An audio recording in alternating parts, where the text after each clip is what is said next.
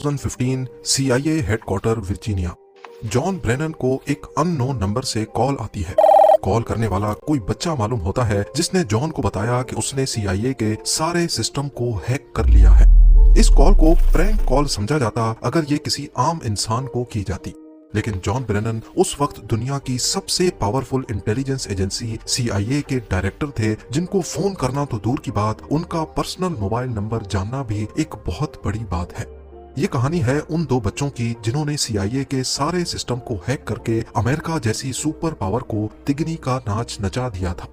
वो बच्चे कौन थे और उन्होंने क्यों और कैसे ये कारनामा अंजाम दिया था। नाजरीन, जब कॉलर से उसकी डिमांड पूछी जाती है तो वो कहता है कि अमेरिका मिडिल ईस्ट खसूसन फलस्तीन में हमले बंद करे और दुनिया को पुरअमन रहने दे। उसकी फोन कॉल से पहले ही CIA को मालूम पड़ चुका था कि उनका सिस्टम हैक हो चुका है। ये हैकिंग CIA समेत अमेरिका को क्या नुकसान पहुंचा रही थी, इसका आइडिया आपको वीडियो में आगे चल के हो जाएगा। कॉल बंद होते ही पूरी अमेरिकन गवर्नमेंट और CIA हरकत में आ गई, और क्योंकि एक बच्चे ने इतनी बड़ी इंटेलिजेंस एजेंसी को हैक किया था तो ये CIA के लिए काफी शर्म का मकाम था। आपको यहाँ बताते चलें कि CIA के एजेंट्स सिर्फ इसी में अपनी हार मानते हैं अगर उनकी सिर्फ आइडेंटिटी डिस्क्लोज हो जाए। यहाँ तक के लैंगली वर्जीनिया में CIA हेडक्वार्टर्स के अंदर स्टारबक्स की एक ब्रांच है जो ऑफिसर्स को जिन कप्स में कॉफी देते हैं उन पर कोई लोगो नहीं होता और ना ही किसी एजेंट का नाम लिखा होता है। उसकी वजह यह है कि उन कप्स को ट्रेस करके एजेंट्स तक ना पहुंचा जा सके। अब आप आइडिया लगा लें कि जो CIA छोटी छोटी चीजों में इतनी एहतियात करती है, उसके लिए उनका सिस्टम हैक हो जाना कितनी बड़ी बात होगी। इन्वेस्टिगेशन स्टार्ट हुई तो मालूम पड़ा कि ये कॉल अमेरिका से मीलों दूर इंग्लैंड के शहर लेस्टरशायर से एक 15 साल के बच्चे ने की थी। ये बच्चा खुद को क्रैका कहता था और उसने एक हैकिंग कम्युनिटी बना रखी थी जिसका नाम क्रैकास विद एटीट्यूड था। पर इसने CIA को हैक कैसे और क्यों किया था, इसके बारे में जानने के लिए हमें थोड़ा और पीछे 2008 में जाना पड़ेगा, जहां से कहानी की शुरुआत होती है। 2008 में अमेरिका की स्टेट वर्जीनिया में एक दूसरा लड़का था जिसकी पहचान डिफॉल्ट के नाम से होती है, और ये वीडियो गेम्स का बहुत शौकीन था। उसने वीडियो गेम्स में जीतने के लिए गेम्स की प्रोग्रामिंग में घुसकर कुछ चेंजेस करना शुरू कर दी। वो ऑनलाइन गेम्स जैसा कि काउंटर स्ट्राइक को अपने हिसाब से तब्दील करता और उसके रूल्स को चेंज करके बड़ी आसानी से गेम जीत जाता था, यानी कि वो चीट्स बनाता था। वो चीजों को अपने हिसाब से चलाने लगा और ये सब कुछ उसने इंटरनेट से ही सीखा था। डिफॉल्ट नामी लड़के को इस सब की इंस्पिरेशन अनोनिमस नामी हैकिंग ग्रुप से मिली थी, जो कि 2008 में काफी फेमस हो चुका था। अनोनिमस ग्रुप उस वक्त अक्सर न्यूज की हेडलाइंस बना देता था। ये ग्रुप अपनी आवाज उठाने के लिए बड़ी बड़ी वेबसाइट्स हैक करता और उन पर अपनी मर्जी का मैसेज लिख देता था। ये सब कुछ देखकर डिफॉल्ट अनोनिमस से काफी इम्प्रेस हुआ और फिर उसने भी हैकिंग की दुनिया में कदम बढ़ाना शुरू कर दिए। डिफॉल्ट ने आहिस्ता आहिस्ता छोटी मोटी वेबसाइट्स हैक करना शुरू कर दी, लेकिन वो कुछ बड़ा करना चाहता था जिसके लिए उसको भी किसी हैकिंग ग्रुप की जरूरत थी। लिहाजा डिफॉल्ट एनॉनसेक नाम के एक हैकिंग ग्रुप में शामिल हो गया। ये ग्रुप पहले भी कई वेबसाइट्स हैक कर चुका था, लेकिन ये हैकिंग ज्यादातर पॉलिटिकल पर्पस के लिए की जाती थी। एनॉनसेक ग्रुप बॉटनेट का इस्तेमाल करता था, यानी वो इंटरनेट पर वायरस बनाकर फैलाते थे और जिस भी कंप्यूटर में वो वायरस जाता वो एनॉनसेक के कंट्रोल में आ जाता था। वो तमाम कंप्यूटर्स जिनमें वायरस होता है उसको बॉट, जबकि कंप्यूटर्स के इस पूरे नेटवर्क को बॉटनेट कहते हैं। क्योंकि एनॉनसेक का मेंबर होने की वजह से डिफॉल्ट के पास भी इस बॉटनेट का एक्सेस था, और उसने देखा कि इस बॉटनेट में एक कंप्यूटर ऐसा है जो कनाडा के एक मेडिकल कॉलेज का था। डिफॉल्ट ने उस कंप्यूटर पर थोड़ी सी मेहनत की और उस मेडिकल कॉलेज के फाइनेंशियल रिकॉर्ड्स तक रसाई हासिल कर ली। उसने देखा कि स्कूल ने $9 मिलियन से ज्यादा की रकम स्टूडेंट से अभी वसूल करनी थी, और ये सारे रिकॉर्ड्स अब डिफॉल्ट के पास आ चुके थे, जो कि उसने कॉलेज के कंप्यूटर से डिलीट कर दिए। डिफॉल्ट की पहली हैकिंग कामयाब हो चुकी थी। इसकी वजह से मेडिकल कॉलेज का सारा निजाम धर्म भरम हो गया। ये पहली हैकिंग तो इसने शरारत में की थी, लेकिन अगली हैकिंग गुस्से में की गई। 2014 में डेनमार्क की गवर्नमेंट ने एक शर्मनाक लॉ पास किया जिसके मुताबिक जानवरों के साथ जिनसी ज्यादती की जा सकती है। ये खबर पूरी दुनिया में एनिमल राइट एक्टिविस्ट को बहुत बुरी लगी। डिफॉल्ट के पास खुद भी एक कुत्ता था जिसको वो बहुत प्यार करता था। लिहाजा डिफॉल्ट ने गुस्से में आकर अपने ग्रुप के साथ मिलकर डेनमार्क की ऑफिशियल वेबसाइट को हैक किया और उस पर बड़ा बड़ा लिख दिया कि क्या आप जानते हैं कि आपकी सरकार जानवरों से ज्यादती की इजाजत देती है। ना सिर्फ इतना बल्कि डिफॉल्ट ने बॉटनेट का इस्तेमाल करके इस लॉ के फेवर में जितनी भी वेबसाइट्स बनाई गई थीं उन पर अटैक करके उनको भी बंद कर दिया। डेनमार्क की ऑफिशियल वेबसाइट हैक होने की वजह से ये बात फैल गई और पूरी दुनिया में डेनमार्क के इस कदम की मजम्मत होने लगी। लोग डेनमार्क को बुरा भला कहने लगे। आखिरकार डेनमार्क की सरकार ये प्रेशर बर्दाश्त ना कर पाई और अगले ही साल उनको ये फैसला वापस लेना पड़ा। डिफॉल्ट अपने मकसद में पहली बार कामयाब हो चुका था, पर लोग इसका क्रेडिट अनोनिमस ग्रुप को देने लगे क्योंकि उस वक्त यही हैकिंग ग्रुप हेडलाइंस बनाता था। ये बात डिफॉल्ट को बिल्कुल पसंद नहीं आई कि इतना बड़ा कारनामा किया तो उसने, लेकिन इसका क्रेडिट कोई और ले रहा है। लेकिन उसने हिम्मत नहीं हारी और अपना काम जारी रखा। दूसरे हैकर्स की तरह डिफॉल्ट भी अपनी आइडेंटिटी डिस्क्लोज नहीं करता था। उसको मालूम था कि हैकिंग की वजह से अगर कभी वो ट्रेस हो गया तो इसका अंजाम काफी भयानक हो सकता है।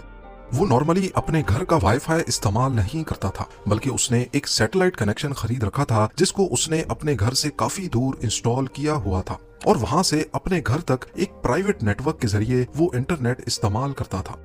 उसका कंप्यूटर भी काफी सिक्योर था, यहाँ तक कि इस सिक्योरिटी की वजह से उसका कंप्यूटर ऑन होने में 30 मिनट लगा था, मगर अपनी प्राइवेसी की खातिर उसको इतना इंतजार करने में कोई मसला नहीं था। खैर, अभी तक आपने इस कहानी के सिर्फ 2 कैरेक्टर्स के बारे में जाना है। एक है क्रैका जो कि इंग्लैंड और दूसरा डिफॉल्ट जो यूएसए में रहता था। 2013 से पहले ये एक दूसरे को नहीं जानते थे, पर एक वाकया हुआ जिसकी वजह से ये दोनों एक हो गए। Edward Joseph Snowden national security agency में as a computer intelligence consultant थे। एक अमेरिकन गवर्नमेंट के प्रोजेक्ट पे काम करते समय इनको ये मालूम हो गया कि CIA हर इंटरनेट यूजर का डाटा और उसकी प्राइवेट इंफॉर्मेशन अपने पास राजदारी से रखती है और फिर उसे अपने मकासद के लिए इस्तेमाल करती है, जबकि यूजर को इस बात का इल्म नहीं होता। एडवर्ड CIA के इस राज से पर्दा उठाना चाहते थे, मगर दूसरी तरफ उनको ये डर भी था कि अमेरिका में रहते हुए ये काम नहीं किया जा सकता। या तो उनको मार दिया जाएगा या फिर सीक्रेट इंफॉर्मेशन लीक करने के जुर्म में उनको जेल भेज दिया जाएगा। इसीलिए एडवर्ड ने छुट्टी ली और हांगकांग चले गए, जहां उन्होंने जर्नलिस्ट के सामने अमेरिका के इस सीक्रेट को दुनिया के सामने खोल कर रख दिया। ये खबर लीक होते ही पूरी दुनिया में तहलका मच गया। लोगों में गुस्सा पाया जाने लगा कि उनका डाटा उनकी परमिशन के बगैर इस्तेमाल हो रहा है और उनकी नकलो हरकत पर पल पल नजर रखी जा रही है। इसी बात पर रिएक्शन के तौर पे डिफॉल्ट और क्रैका का आपस में कांटेक्ट हुआ। दोनों ने अमेरिकन गवर्नमेंट और CIA को सबक सिखाने का फैसला कर लिया। वो CIA को एहसास दिलाना चाहते थे कि लोगों की पर्सनल इंफॉर्मेशन जब लीक होती है तो कैसा महसूस होता है। क्रैका और डिफॉल्ट का मकसद एक था। डिफॉल्ट अपनी आवाम की प्राइवेसी खत्म करने पर USA से बदला लेना चाहता था, जबकि क्रैका गाजा पर किए जाने वाले हमलों का बदला लेना चाहता था। यानी दोनों का दुश्मन अमेरिकन सरकार थी। सबसे पहले उन्होंने अमेरिकन नेशनल इंटेलिजेंस एजेंसी के डायरेक्टर जेम्स क्लेपर का फोन नंबर पब्लिक कर दिया और किसी को भी सिर्फ गूगल करने से उनका फोन नंबर मिल जाता। अब वो किसी और हाई प्रोफाइल आदमी को हैक करना चाहते थे और उन्होंने CIA के डायरेक्टर जॉन ब्रेनन को हैक करने का मिशन संभाल लिया। क्रैका ने इंटरनेट पर जॉन के बारे में सर्च करना शुरू किया तो उसका एक पब्लिक फोन नंबर सामने आया। उसने देखा कि वो नंबर वेरिजोन का था, जो कि एक अमेरिकन मोबाइल ऑपरेटर है। उसने वेरिजोन की इंटरनल टेक टीम को उसी कंपनी का एम्प्लॉय बनकर फोन किया और कहा कि वो एक कस्टमर की प्रॉब्लम सॉल्व करने के लिए उनसे राब्ता कर रहा है, क्योंकि उसके सिस्टम में कोई टेक्निकल इशू है। वेरिजोन की टीम ने उसकी आइडेंटिटी कंफर्म करने के लिए पिन कोड मांगा, जो वो ऑलरेडी हैक करके मालूम कर चुका था। वेरिफिकेशन के बाद वेरिजोन ने जॉन ब्रेनन की पर्सनल डिटेल्स क्रैका से शेयर कर दी। अब क्रैका के पास जॉन ब्रेनन का account number, backup mobile number, address और उसके बैंक कार्ड के आखिरी 4 डिजिट्स भी मौजूद थे। अब अगला स्टेप ब्रेनन का ईमेल हैक करना था। उसने मालूम किया कि ब्रेनन याहू या जीमेल के बजाय AOL नामी कंपनी का ईमेल इस्तेमाल करता है। उसने AOL सपोर्ट टीम को कॉल किया और कहा कि मैं अपना पासवर्ड भूल गया हूँ, उसको रीसेट करवाना है। AOL के सपोर्ट मेंबर ने कंफर्म करने के लिए बैंक कार्ड के आखिरी 4 डिजिट्स पूछे, जो क्रैका के पास पहले से मौजूद थे। इस तरह क्रैका ने फौरन उसके ईमेल एड्रेस का एक्सेस पा लिया। अब CIA के डायरेक्टर का पर्सनल ईमेल अकाउंट क्रैका के पास था। उसने जॉन ब्रेनन का प्राइवेट ईमेल खोला, जिसमें सारे इंपॉर्टेंट और टॉप सीक्रेट डॉक्यूमेंट्स मौजूद थे। दूसरे CIA ऑफिसर्स का डाटा, उनके सोशल सिक्योरिटी नंबर्स और गवर्नमेंट से मिलने वाली इंस्ट्रक्शंस। तब तक ब्रेनन को भी खबर हो चुकी थी कि उसका ईमेल अकाउंट हैक हो चुका है और उसने फौरन अपना अकाउंट बंद करवा दिया। मगर अब काफी देर हो चुकी थी क्योंकि क्रैका ये सारा डाटा अपने पास डाउनलोड कर चुका था। क्रैका ने एक एक करके सारे ऑफिशियल डॉक्यूमेंट्स पब्लिक करना शुरू कर दिए, जिससे पूरे अमेरिका में एक कोहराम मच गया। पूरी दुनिया में CIA की बदनामी हो रही थी। अब उनके लिए हैकर्स को पकड़ना मजबूरी बन चुका था। वो हर हाल में जल्द अज जल्द उनको पकड़ना चाहते थे, लेकिन वो कोई भी सुराग हासिल नहीं कर पाए। जॉन ब्रेनन को फोन करने के कुछ दिनों के बाद क्रैका ने डिपार्टमेंट ऑफ जस्टिस के 9,000 जबकि FBI के 20,000 एजेंट्स की पर्सनल इंफॉर्मेशन सोशल मीडिया पर शेयर कर दी।